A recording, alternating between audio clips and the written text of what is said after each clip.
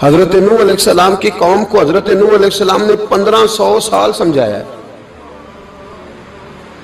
15 کچھ لوگوں نے 950 سال لکھا ہے نا، اعلیٰ حضرت نے لکھا ہے 1500 سال عمر ہوئی حضرت نوح علیہ السلام کی. اللہ تعالیٰ بندے کو جلدی سزا نہیں دیتا، بلکہ قرآن مجید میں ایک جگہ رب کریم اس طرح بھی فرماتا ہے کہ جب بندے مجھے بھول جاتے ہیں تو میں ان کے لیے نعمتوں کے دروازے کھول دیتا ہوں.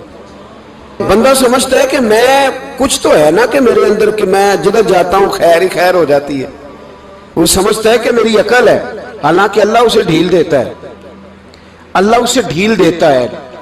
گناہوں کی سزا کے 3 طریقے ہیں. ایک ہے متنبع کرنا، تنبیہ کرتا ہے اللہ، بندہ متنبع ہو جاتا ہے، یہ اللہ کا بہت بڑا احسان ہوتا ہے. ایک ہوتا ہے مہلت دینا، اور ایک تیسرا ہوتا ہے اللہ خفیہ تدبیر کرتا ہے. تھوڑا سا سمجھیے گا، انسان پر کوئی آزمائش آئی، فوراً اس کی چھٹی اس نے کہا کہ وہ فلاں جگہ غلطی کی تھی تب ایسا ہوا ہے. ہوتا ہے نا کئی دفعہ آواز آتی ہے نا اندر سے، چلیں بول دیں کچھ نہیں ہوتا آپ کو. اللہ جانتا ہے یہاں کوئی کچھ نہیں کہے گا آپ کو، اور ہماری تو ویڈیو بھی نہیں گھومتی، یعنی خبر بھی نہیں ہو کہ کس نے ہاں کر دی کس نے نہ کر دی. آپ بغیر ٹینشن کے بات چیت کریں، آج کچھ نہیں ہوتا انشاءاللہ تعالی. آتی ہے اندر سے آواز. میں آپ سے اس لیے ان چیزوں کی تصدیق کراتا ہوں کہ باقیوں کو بھی آتی ہے کہ نہیں، اس لیے تصدیق. کبھی کوئی کسی جگہ انسان پریشان ہوتا ہے تو محسوس کرتا ہے کہ وہاں مجھ سے ہوتا ہے نا جی. جس کو یہ نصیب ہو جائے بڑا خوش نصیب آدمی ہے. حضرت مولا علی فرماتے ہیں اگر تجھے دنیا میں سزا مل گئی تو بچ گیا ہے، سمجھ پھر اللہ کرم کرے گا، آخرت میں سزا نہیں دے گا. اور یہ یاد رکھ لے، وما اصابکم من مصیبت فبما کسبت ایدیکم ویعفو عن کثیر.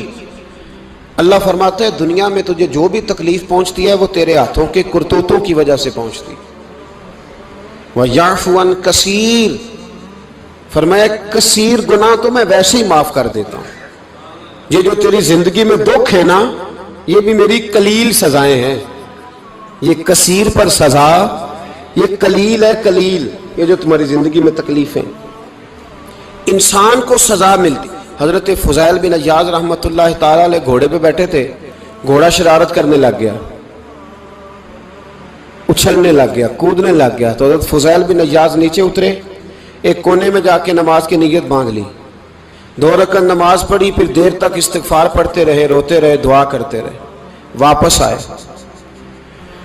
خادم عرض کرنے لگے حضور سمجھ نہیں آئی، گھوڑے نے تھوڑی سی شرارت کی، وہ بدکا ہے، آپ نے اس کو چھوڑا ہے اور چھوڑ کر کے آپ نماز میں لگ گئے. تو حضرت فضیل بن عیاض فرمانے لگے جب بندہ اللہ کی نافرمانی کرتا ہے نا تو جو چیزیں اس کی فرما بردار ہوتی ہیں وہ اس کی نافرمانی کرنے لگ جاتی. تو مجھے محسوس ہوا تھا کہ میں نے کہیں اللہ کی نافرمانی کی ہے، اس لیے ایسا ہوا ہے کہ میرے گھوڑے نے میری، تو میں توبہ کرنے لگا ہوں. اور اب دیکھتا ہوں بیٹھ کے بھلا کیا ہوتا ہے. میں نے سچی توبہ، حالانکہ مجھے یاد نہیں کہ میں کہاں بولا، پر کھری اور سچی توبہ کی. دوبارہ گھوڑے پہ بیٹھے تو گھوڑا بالکل صحیح ہو کے ساتھ چلنے لگ گیا. میرے بھائی جب یہ تنبیہ ہے اللہ کی طرف سے، یہ متنبع کیا جاتا ہے کہ تو بعد آ جا. بہت ساری جگہوں پہ انسان کو وقتی طور پر اگر سزا مل جائے، نبی پاک علیہ السلام کی خدمت میں ایک صحابی آئے، بات مضبوط کر دوں، واقعہ سنایا ہے نا تو کچھ لوگ سمجھتے ہیں کہ یہ واقعہ ہے، تو میں ایک حدیث پاک امام بہقی کی لکھی ہوئی عرض کرتا ہوں. نبی پاک علیہ السلام کے ایک صحابی آئے اور ان کا سر پھٹا ہوا تھا، خون بہ رہا تھا. سرکار نے فرمایا کیا ہوا؟ عرض کی حضور ایک عورت جا رہی تھی، میری نظر پڑی، ابھی نظر پڑی ہے کہ میرے آگے ستون آ گیا تو میرے سر پہ لگ گیا. نبی پاک صلی اللہ علیہ وسلم نے فرمایا تیرے لیے خوشخبری ہے، اگر دنیا میں تیری غلطی کی تجھے سزا ملی ہے تو پھر رب تجھے قیامت میں سزا نہیں دے گا. پھر اللہ قیامت میں سزا، بعض گناہ ایسے ہیں جن کی یہاں بھی سزا ملے گی اور وہاں بھی ملے، لیکن میرے بھائی پہلی بات یہ ہے کہ اللہ تعالیٰ اس غلطی کی یہی سزا دے لے اور دعا فرمائے اللہ تبارک و تعالیٰ یہاں بھی معافی عطا فرمائے وہاں بھی معافی عطا فرمائے، اللہ درگزر ہی فرمائے. لیکن میرے بھائی ایک تو یہ سزا، ایک سزا یہ ہوتی ہے کہ انسان جب گناہ کرنے لگتا ہے تو اللہ نعمتوں کے دروازے کھولتا ہے، مہلت دیتا ہے. 500 سال تک فرعون کو مہلت دی. کتنے؟ یہاں جو 5 سال حکومت کر لیتا ہے وہ کہتا ہے سب سے قابل میں ہی ہوں، مجھے مہلت بھی ملی ہوئی ہے. 500 سال مہلت دی اللہ تعالیٰ نے. اور فرعون کی قوم پر پتہ عذاب کس طرح کے آئے تھے؟ ٹڈیاں مسلط کر دی اللہ نے. یہ گھومتی نہیں چھوٹی سی، ہم اپنی زبان میں اس کو کچھ لوگ مختلف ناموں سے یاد کرتے ہیں، کوئی مکڑی کہتا ہے، کوئی کچھ کہتا ہے. مسلط کر دی، جاتی نہیں. ان پر بنی اسرائیل کے ان مقابل جو فرعون کی قوم تھی ان پر الزام اس طرح کا عذاب آیا کہ مینڈک مسلط کر دی اللہ تعالیٰ. برتن کھولتے تھے اندر مینڈک نکلتا تھا. دنیا کی ہر دوائی استعمال کرتے تھے لیکن مینڈک نکل آتا تھا. تھوڑا سا سمجھا کریں چیزوں کو. ہمارے رنگ نہیں زیادہ گورے کہ ہم پر عذاب نہیں آتا. کوئی بہت زیادہ اللہ تعالیٰ معاف فرمائے دولت نہیں جمع کرا بیٹھے شاہی خزانے میں کہ ہم سے پوچھا نہیں جائے گا. یہ مہلت ہے، مہلت کو مہلت سمجھو. پھر جب پکڑ آتی ہے نا اللہ کریم کی، میں نے دیکھا ہے کروڑوں روپیہ 6 اولادیں. ایک شخص کے بچے باہر سے آ رہے تھے، وہ بندہ بیمار تھا. مجھے کہنے لگا حضرت جی دعا کریں میں ان کے آنے سے پہلے مر جاؤں ورنہ آ کے مجھے مار دیں گے. دعا کریں. اتنی بے سکونی، کروڑوں روپیہ پڑا ہے تو یہ عذاب نہیں؟ کوئی ضروری ہے کہ پتھر ہی برسیں گے تو سمجھ آئے گی؟ یہ جو سگا بیٹا بوڑھے باپ کے قریب سے گزر جاتا ہے سلام نہیں لیتا تو اس کو عذاب نہیں سمجھتے؟ یہ جو امت کی بیٹیاں، امت کی بچیاں، ہماری بچیاں ایک سال کے اندر 75,000 ہزار بچی ایک ڈویژن سے بھاگ کے شادی کر رہی ہے اور ایک صوبے سے. تو اس کو آپ اللہ کا عذاب نہیں سمجھتے؟ یہ معمولی بات ہے. نہیں ہمارے رنگ ہو رہے ہیں، ہم بڑے سمارٹ ہیں. 1500 سال مہلت دی نوح علیہ السلام کی قوم کو. کتنے سال؟ بول کے بتائیے، بول کے دوبارہ بولیے. 1500 سال. کوئی آدمی اپنی سمارٹنس پہ خوش نہ ہو جائے کہ 20 سال ہو گئے میں تو نافرمانی بھی کر رہا ہوں، روٹی بھی پک رہی ہے، میں تو حرام بھی کھا رہا ہوں پھر بھی سب ٹھیک ہے. 1500 سال مہلت دی.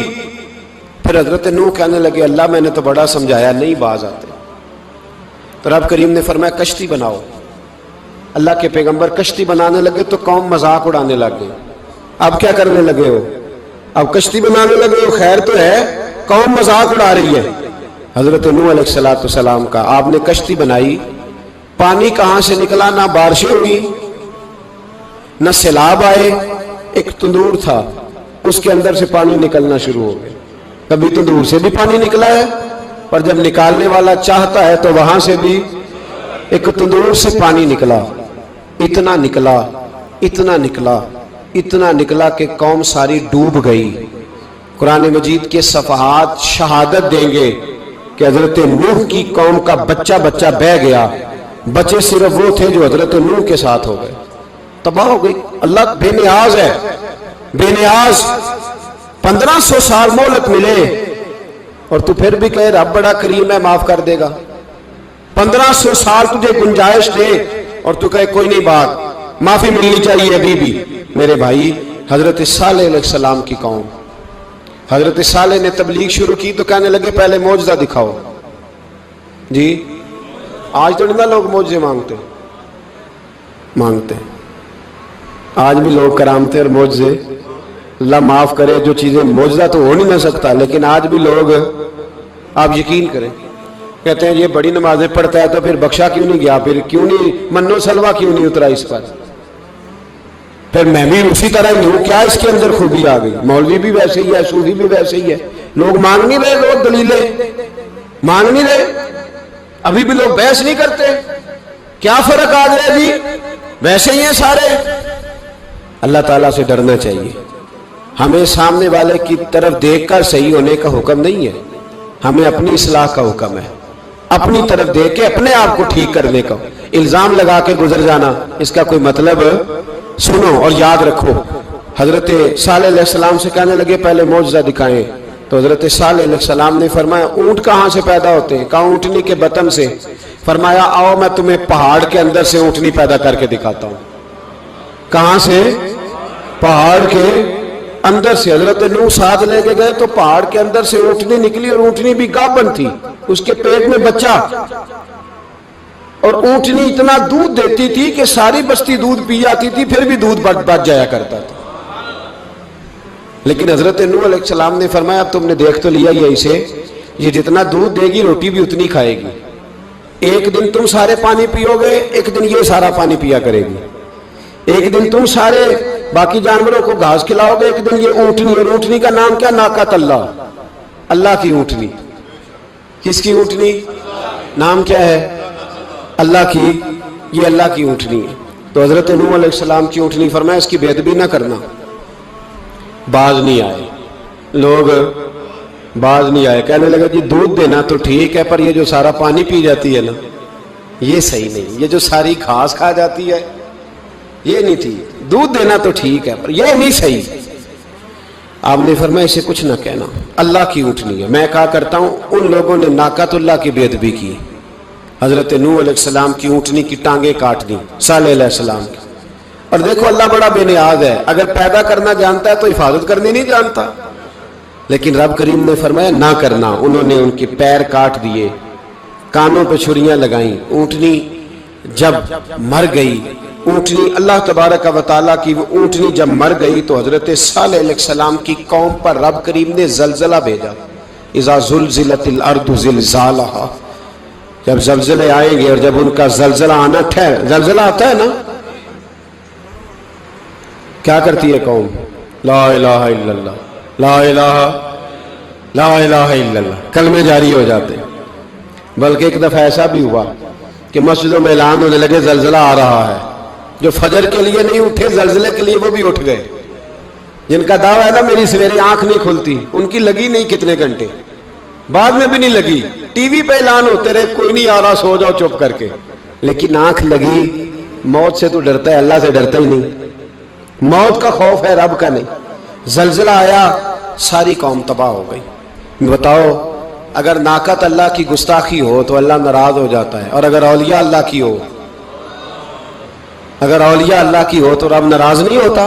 शर्म नहीं आती लोगों को दाता साहब की बेदबी करते, शर्म नहीं आती लोगों को गौसे आजम की गुस्ताखी करते, हया नहीं आती जिन्होंने दीन फैलाया उनकी बेदबी। मैं दर्द से कहता हूं, रो के कहता हूं, और अगर कलेजा फट सके तो मैं दिखाऊं जख्म कितने। एक हज के मौके पर एक बाबा जी, उस साल 4,80,000 रुपए का प्राइवेट हज था, और बाबा जी की कैफियत कमजोर थी, बेचारे बीमार थे। इसके बावजूद वो गए, बूढ़े आदमी, जाके बैठिए बुजुर्ग, और कितनी मुश्किल है वहां मिना, मुजदलफा, अरफात, तवाफ़े ज़ियारत, कितना मुश्किल काम है तवाफ़े ज़ियारत करना, तवाफ़े विदा करना। किस कठिन से हज किया, बुढ़ापे में पैसे भी लगाए। और जब वो रोज़ा रसूल पे गए सल्लल्लाहु, और उन्होंने जाके नबी पाक सल्लल्लाहु अलैहि वसल्लम के रोजे की तरफ मुंह करके दुरूद शरीफ पढ़ा तो एक मुल्ला ने उठ के कह दिया तू तो मुशरिक है। तो मेरी रूह कांपी। मैंने कहा तुझे शर्म नहीं आई, हया नहीं आई? इसकी उम्र देख, किस बुढ़ापे में कहां से चला, कहां आया। ये मुशरिक होता तो किसी मंदिर में जाता, ये मुशरिक होता तो किसी गिरजे में जाता। ये मुशरिक नहीं, ये मोमिन है। और ये वो वाला मोमिन है जिसके सीने में दिल जब धड़कता है तो खाली धड़कता नहीं, साथ वो मोहम्मद अरबी पे दुरूद सलाम भी पढ़ता है। शर्म नहीं आती लोगों को, इतनी बड़ी गुस्ताखी करते। जो रोज़े रसूल पे आया मुशरिक है।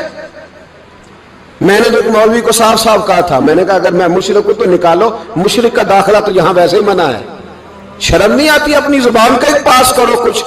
इतना जुल्म, इतनी बड़ी फिरका वारियत उम्मत में, इतना उम्मत को तकसीम करते हो, तुम्हें शर्म नहीं आती?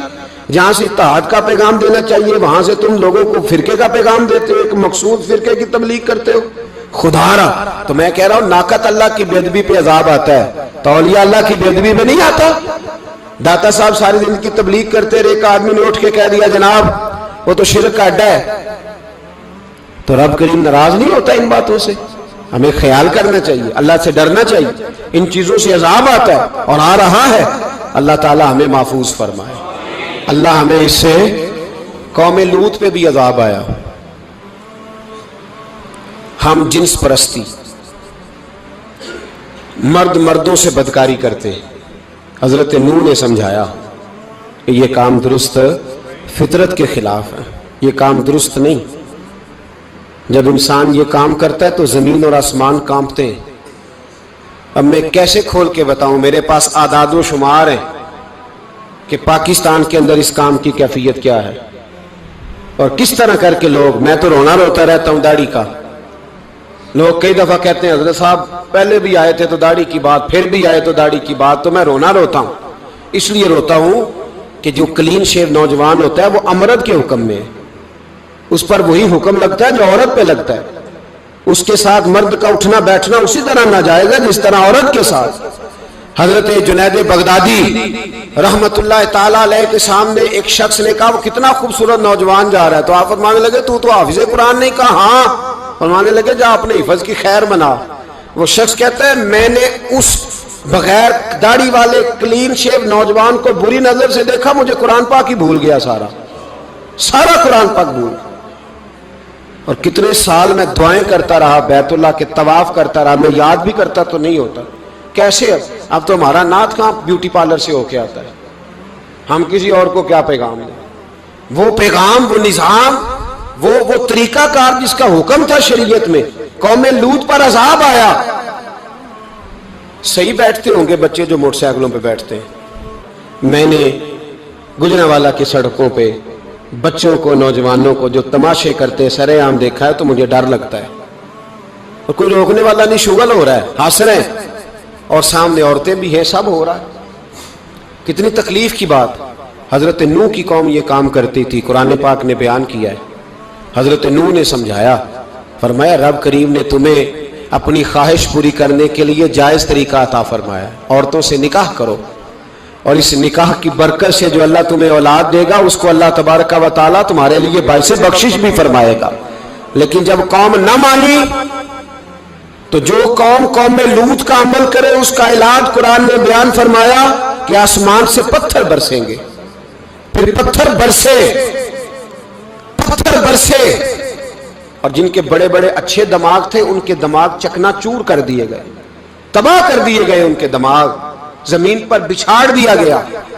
اللہ مہلت دیتا ہے لیکن اس کا مطلب یہ نہیں کہ انسان توبہ ہی نہ کرے. حضرت شعیب علیہ السلام کی قوم پر بھی عذاب آیا، اس لیے کہ بددیانتی کرتی تھی، ناپ تول میں کمی کرتی تھی. میں نے کہا تھا شب قدر کی رات کہ یہ کوئی تماشا ہے کہ شب رات آئی تو ساری رات روتے رہے، یا اللہ معاف کر دے، یا اللہ معاف کر دے، رو رو کے چیخے مار مار روئے.